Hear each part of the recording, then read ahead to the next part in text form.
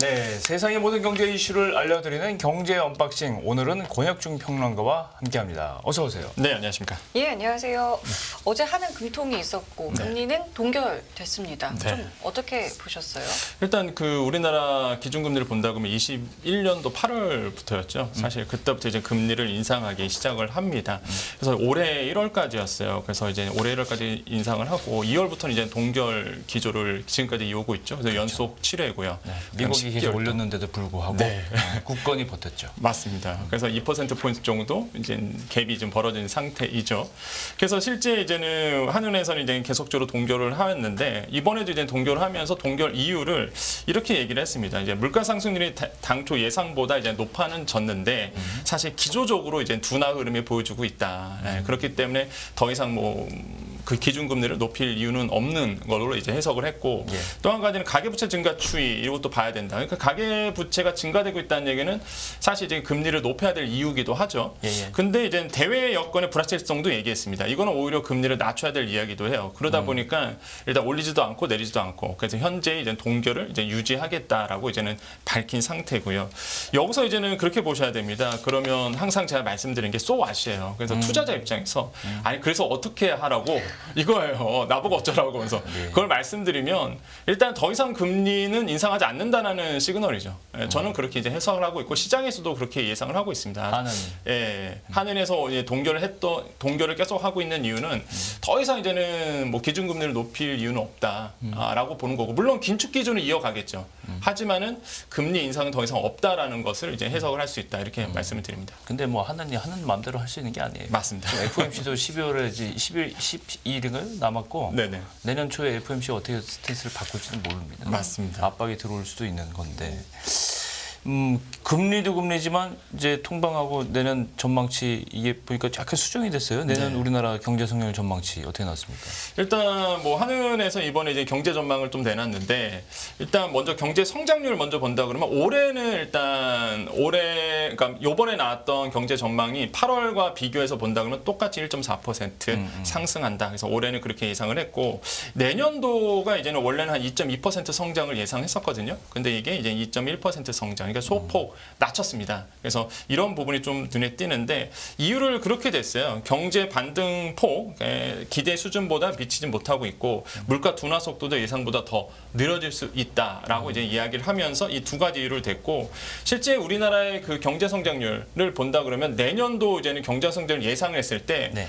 매번 나올 때마다 경제 동향이 나올 때마다 계속적으로 낮추고 있습니다. 그러니까 이런 게 조금 내 눈에 좀 보이죠. 그렇죠. 실제 올해 2월 같은 경우는 2.4% 상승할 거다. 내년도 경제 성장률이. 그래서 네네. 뭐 5월에는 2.3%, 8월에 2.2% 이러면서 점점 갈수록 이제 경제 성장률을 이제 낮추고 있는 부분 이런 게 조금 뼈아프다라고 말씀을 드리겠는데 한편으로는 저는 그래서 한은에 좀 신뢰가 가요. 그러니까 예전과 좀 다르다라는 생각이 많이 들거든요. 일단은 지금 뭐 국제통화기금이자 IMF에서는 우리나라의 그 내년도 경제 성장률을 2.2% 이렇게 보고 있고요. 그다음에 한국개발원 KDI도 2.2% 보고 있는데 이거보다 더 낮은 수치를 지금 예상을 하고 있는 거예요. 원래 하는 좀 보수적이지. 예. 그러다 보니까 저는 좀 굉장히 뭐라 할까요? 더 신뢰가 간다? 저는 좀 그런 생각을 해요. 그래요. 그래서 이런 생각이 들고 그다음에 또 보는 게 이제 올해 경제 성장 아까 말씀드렸죠. 1.4% 정도 이제 유지를 하고 있고 아마 4분기에 아마 많이들 아시겠지만 반도체 수출이 좀 살아나면서 이런 게 좀 영향을 주지 않을까 이렇게 좀 예상을 하고 있습니다. 한은에서는. 그다음 물가 상승률도 좀 봐야 되는데 올해 물가 상승률은 한 3.6% 정도 이제 예상을 했고요. 내년도 같은 경우는 2.6% 예상을 했습니다. 그럼 내후년 2025년도 같은 경우에는 2.1%로 이제 예상을 했거든요. 그러니까 저는 여기서 이제 의미를 좀 둘 수 있다고 좀 생각하는 게 여기서 또 이제 so what이 나오는 거죠. 그래서 어쩌라고 또 경제 성장률과 물가 어쩌라고 저는 그렇게 생각해요. 내년도 같은 경우에는 일단은 물가가 확실히 이제는 떨어지는 추세다. 잡히고. 예. 그리고 2025년도에는 물가를 확인하는 시즌이다라고 보거든요. 그 뜻은 뭐냐면 2024년도에는 물가가 계속 낮아지는 수치가 계속적으로 보고가 될 거예요. 그러면 투자하기 딱 좋은 시기죠. 예. 그리고 2025년은 물가를 확인하는 왜냐하면 목표치가 2%인데 그렇죠. 2.1% 된다는 얘기예요. 지금 한은의 전망으로 보면 거의 뭐 미트 시킨다는 얘기죠. 네. 그렇게 된다 그러면 확인하는 거거든요. 2025년도 같은 경우에는 네. 사실 그때 투자하기엔 좀 늦죠. 예, 그렇기 때문에 저는 여기서 이제 의미를 좀 해석한다 그러면 내년이 정말로 그 투자하기 딱 좋은, 왜냐하면 계속적으로 뉴스들이 나오고 그러면서 물가 하방에 대해서 이제 보여질, 눈으로 확인할 수 있고 그럼 이슈들이 계속 나올 거라고요. 주식시장의 호재 같은 선제적으로 투자하는 말씀이죠. 예, 왜냐하면 시장은 먼저 반응하거든요. 그렇기 때문에 그런 관점에서 본다 그러면 뭐 내년도가 딱 투자하기 좋은 시기가 아닐까라고 저는 생각을 해봅니다. 예. 이창용 총재 기자간담회도 매번 이제 해석을 많이 하게 되잖아요. 네. 어제는 어떤 이야기도 했나요? 그러니까 이제 기자간담회를 가졌었는데 이제 현실적으로 이제는 긴축 기간이 조금 많은들 궁금해하셨어요. 그러면 그렇죠. 이제 동결이다 보니까 동결하기 위해서 금리 인하는 아니잖아요. 그러니까 계속적으로 이제 고금리 상태가 유지가 되는데 이 긴축의 영향이 어느 정도 갈 것이냐라고 본다 그러면 한 6개월 정도 이상 갈 거다라고 이제 얘기를 한 6개월 거죠. 동안은 묶어둘 거다 이거죠. 그렇죠. 예, 그렇게 이제는 해석을 하고 있고, 그래서 이제는 초반에 이런 얘기했습니다. 지난 이제 통화 정책 방향에서는 그 긴축 기조를 상당 기간 지속이라는 표현을 썼다가 이 상당 기간 지속이 굉장히 오해가 많았었거든요, 그 당시에. 그렇죠.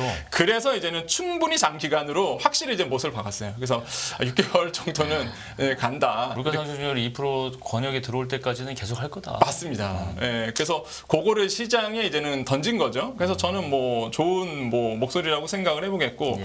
전 눈에 띄는 게 그런 거예요. 뭐 금통위원 6명 중에서 4명이 추가 인상을 얘기했다 이런 얘기를 했는데 사실 저는 그게 눈에 들어오진 않고 뭐 뻔히 예상했던 내용이다 보니까. 예. 근데 오히려 저는 조금 눈에 들어왔던 게 그 지난달 19일에 있었던 이제 통화정책 방향에서 그 당시 이제 금리 인하에 대해서 소수 의견이 한 명 있었거든요. 네네. 근데 그거 이제 사라졌습니다. 아. 예, 금리 인하에 대한 인하에 소수, 대한 얘기가. 예, 소수 의견이 한 명 계셨는데, 하방 경쟁시가 생겼네요. 그럼. 네, 그래서 이제는 그게 이제 싹 들어갔다는 거죠. 그래서 취소했다는 거죠. 그래서 저는 이것도 변수로 좀 작용할 수 있겠다. 그러니까 계속적으로 긴축 기조가 계속적으로 이어질 가능성은 굉장히 높구나라는 생각이 이제 드는 거죠. 그래서 이런 점들이 좀 변화된 목소리. 그래서 향후를 본다 그러면 역시나 이제 변수를 보면서 돌다리도 두들겨 보고 건너겠다라는 어떤 한은의 의지가 좀 느껴진다고 생각을 해봅니다. 근데 어저께 이 총재 저 얘기를 들으면 네.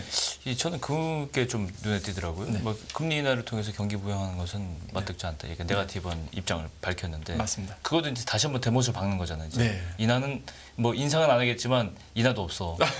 그런 거잖아요. 맞습니다. 보통 이제는 내년도 경기를 되게 위축으로 보잖아요. 굉장히 어려울 거다라고 보고 있는데 미국도 마찬가지고요. 경직될 가능성이 큰데 그래서 시장에서는 어떤 얘기가 나왔냐면 그럼 통화 정책을 통해서 이제는 경기를 좀 부양해야 되지 않느냐. 한마디로 이제 금리 인하를 통해서 경기에 이제 경제에 좀 활력을 불어내야 되지 않느냐라고 이제 목소리가 계속적으로 이제 요구도 나왔고요. 네. 그런 분위기였어요. 그래서 이제 한은 총재께서 어제 그렇게 얘기한 거죠. 그래서 인위적인 부양은 없다. 그러니까 금리를 인하시킴으로써 이제 뭐 경기 부양하겠다는 그런 올바른 방향이 아니다라고 이제 못을 딱 박은 겁니다. 그렇기 때문에 구조조정을 통해서 이제 경기를 부양해야지 뭐 단순히 통화 정책을 통해서 금리 인하를 통해서 사실 뭐 경기를 부양하겠다 이런 거는 하지 않겠다라고 이제는 얘기를 했는데 근데 저는 또 어떤 생각이 드냐면 이런 생각이 들었어요.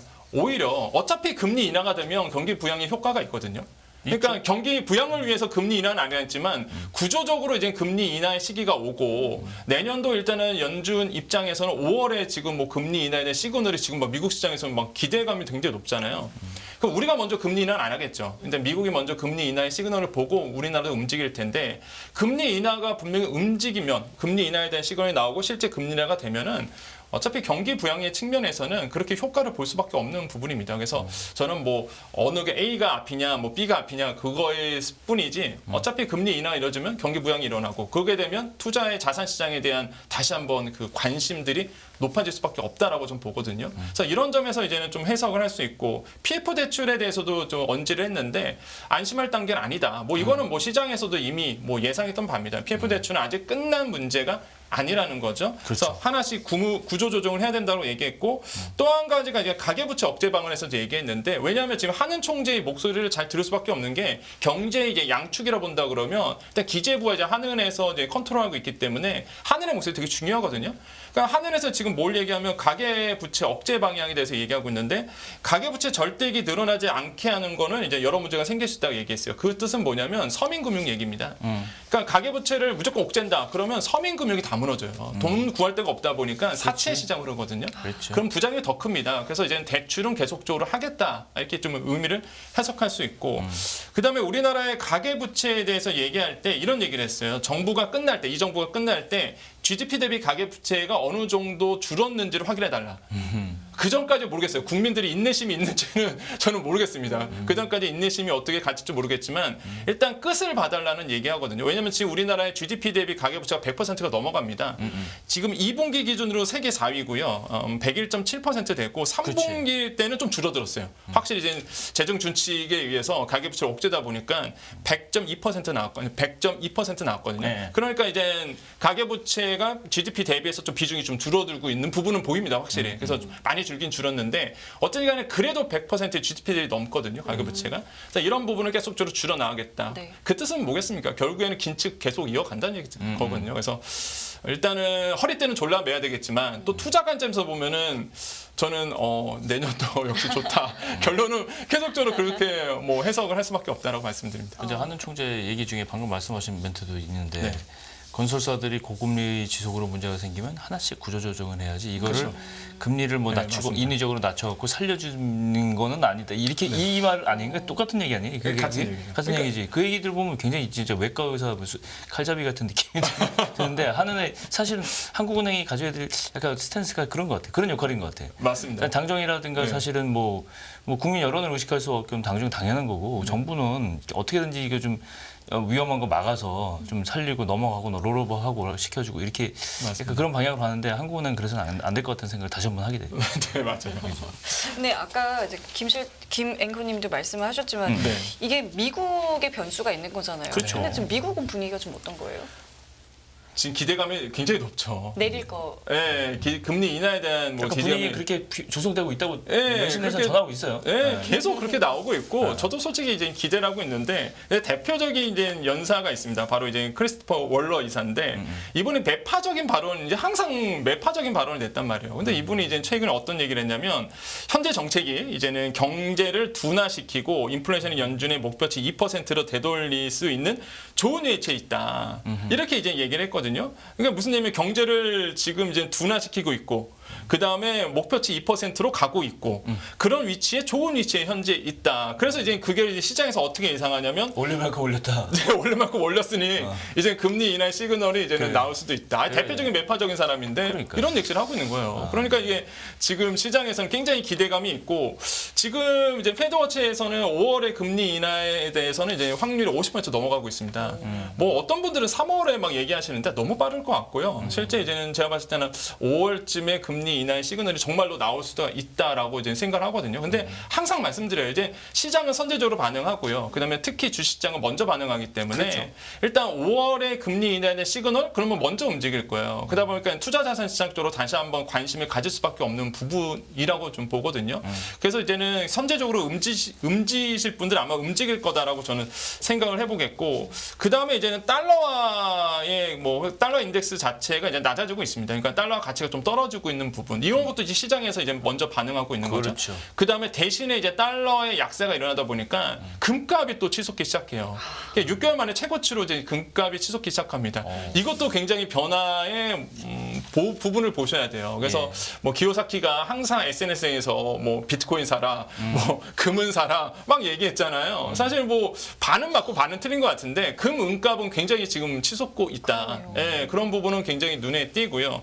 실제 금값이 뛰는 이유를 조금 이게 많은 분들이 금에 대해서 금 투자에서 관심이 많아서 좀 말씀드리면 일단은 이제 달러가 약세가 되는 부분이 예상되다 보니까 당연히 이제 금값의 가치가 이제 높아질 수밖에 없고 그다음에 아까 말씀드린 것처럼 이제 연준에 대한 긴축의 종료 기대감 이런 것들이 시장에 미치고 있고요. 그래서 골드만삭스가 이런 얘기를 합니다. 일단 그러한 이유가 첫 번째 이제 미국의 실질 금리와 이제 달러와의 움직임과 밀접하게 연관이 있고 두 번째로는 중국과 인도의 고정적인 수요가 있어요. 중국은 일단 그 달러가 너무 오를 때에 달러 패권을 견제하기 위해서 금을 무지하게 많이 산 상태입니다. 네네. 그때부터 막 엄청 많이 샀거든요. 네. 그러다 보니까 이제는 금에 대한 수요가 있고 인도는 원래 부의 상징이 금이에요. 그래서 인도 시장은 수요가 원래부터 많고. 네, 수요가 원래 많아요. 그래서 중국과 인도의 수요도 많고 마지막으로 이제는 중앙은행의 매수세도 계속적으로 있다 보니까 금값에 대한 인기가 높아질 수밖에 없고 마지막으로 이제는 PCE 지수 개인 소비 지출이 가격 가격 지수가 발표가 됐죠. 시장에 부합했습니다. 이런 걸 보더라도 일단은 인플레이션 기존에 이제는 거의 이제는 끝나가고 있다라는 게 이제는 눈에 목격이 돼. 물론 3% 근원이 지금 근원 PC가 이제는 3.5% 나왔기 때문에 아직은 높긴 높죠. 높긴 높지만 그래도 이제는 계속적으로 물가의 압력이 줄어들고 있다는 것을 확인했기 때문에 이런 부분에서는 아마 투자 자산 시장 쪽에서는 먼저 선제적으로 반응할 가능성이 굉장히 크다. 그래서 so what 마지막으로 이제는 투자분들 관점에서 말씀드리면은 확실히 이제는 뭐 지금까지 안 좋았지만은 저는 이제는 2024년도 같은 경우에는 투자하기에 좋은 환경이 만들어질 거다. 경기가 위축이 되지만 투자와 또 경기는 또 다르게 보는 부분도 있거든요. 그래서 그런 부분에 대해서는 굉장히 우호적인 시장이 열릴 것이라고 저는 생각을 해봅니다. 평론가님한테 저기 뭐 개인적이라고 볼 수 없지만 네. 좀 더 조금 다른 질문 하나만 간단하게 네네네, 좀. 그럼요. 그러면 지금 돈이 갈 때가 네. 보세요. 중국 저러고 있죠. 네. 뭐 유럽은 뭐 말할 것도 쳐다보기도 그렇고 일본, 홍콩 뭐 다 마찬가지고 네. 지금 돈이 갈 때가 네. 미국 아니면 네. 금밖에 없는 거예요. 맞아요. 심하게 얘기하면. 네? 그것만 쳐다보고 있어요 지금. 네. 그래서 사실 경기 상황이 좋아지고 만약에 미국이 지금 이제 어느 정도 목표 달성해서 옥죄지 않으면 네. 저 폭발할 수도 있어요 지금 미국 쪽으로. 예, 그 자금 쏠림 현상이. 그렇죠. 예, 그렇죠. 어떻게 보세요? 네. 좀 그러니까 저는 그런 생각을 합니다. 일단은 사실 많은 분들이 뭐 질문 들어왔으니까 말씀드리면은 가상시장, 가상화폐에 대한 관심을 또 갖기 시작하는 부분들이 있어요. 왜냐하면 지금 말씀하신 것처럼 지금 투자 자산이 흐를 때가 말 그대로 이제 가상화폐 시장, 그다음에 이제 금은 시장, 선물 원자재, 귀금속 원자재 시장. 쪽으로 그 흐를 수밖에 정도밖에 없어요. 없어요. 그다음에 이제 미국에 대한 그 기대 심리 이런 것 때문에 이제 미국 시장으로 달러 표시 계속적으로 자산 전체적으로. 예, 흐를 수밖에 없는 부분으로 이제 갈 수밖에 없는데 저는 솔직히 개인적 생각으로는 우리나라도 뭐 충분히 돈 벌 수 있는 시장이다라고 좀 말씀을 드리거든요. 그러니까 우리는 좀 약간 스몰 마켓이잖아요. 네, 스몰 마켓이라도 일단 개인 투자자 입장에서는 접근하기 쉬운 시장이잖아요, 사실. 그러다 보니까 저는 오히려 우리나라의 주식 시장에 대해서는 기대 심리가 굉장히 높아진다. 그래서 많은 분들이 지금 이제는 금은이라든지 이제는 말대로 달러 자산에 대한 관심들이 높아지는 상황에서 네. 좀 역발상으로 사실 우리나라의 주식 시장에 대한 좋은 종목들이 분명히 있거든요. 그다음에 특히 이제 반도체 업황 같은 경우에는 분명히 좋아질 부분밖에 남아있지 않기 때문에 저는 뭐 충분히 반도체에 대한 관심도 가질 만하다라고 좀 말씀을 드려요. 그래서 내년 시장에 대해서 굉장히 낙관적으로 보시죠. 저는 이제 반도체 시장 항상 낙관적으로 봤기 때문에 저는 반도체 시장이 이제 4분기 이후부터 가격이 이제는 올라가게 되고 그다음에 특히 이제는 수요가 다시 한번 이제는 저는 높아질 거라 보거든요. 이런 관점에서 본다 그러면 우리나라에 있는 IT 섹터라든지 이런 쪽에서도 저는 충분히 다시 한번 관심을 가져볼 만하다라고 좀 말씀을 드립니다. 알겠습니다. 알겠습니다. 오늘 권혁준 평론가님 여기까지 함께하겠습니다. 오늘 말씀 감사합니다. 네, 감사합니다. 네, 깊이가 다른 경제 뉴스 연합뉴스 경제TV 경제 언박싱 오늘 여기서 마무리하겠습니다. 네, 시청해주신 여러분 감사드리고요. 저희는 다음 주 월요일 이 시간에 다시 찾아뵙겠습니다. 지금까지 김경훈 성김이었습니다. 고맙습니다. 고맙습니다.